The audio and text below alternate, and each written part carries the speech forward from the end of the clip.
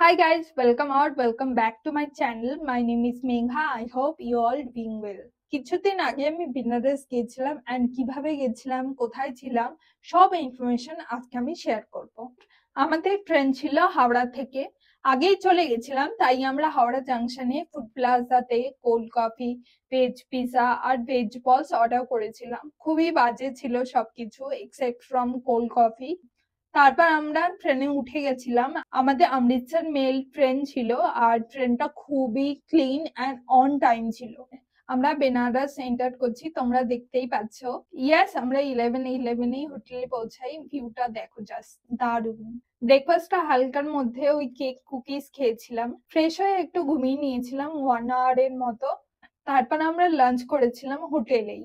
এটা 64 ঘাট। এখানে আরতি দেখতে গেলে আগে থেকেই এসে স্পট নিতে হবে, না হলে ভালো জায়গা পাওয়া যাবে না। আর বিলিভ মি, আরতিটা জাস্ট ইনসেন ছিল।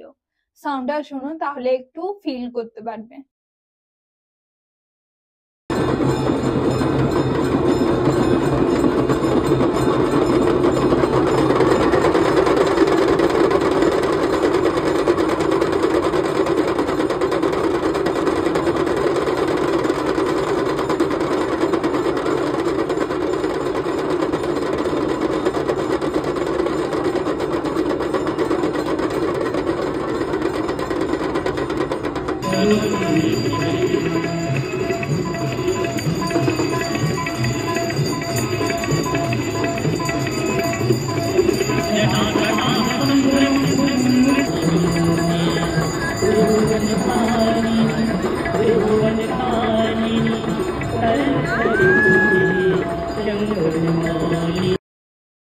দেন গেছিলাম কাশী বিশ্বনাথ এই লাইটিং শোটা দেখতে।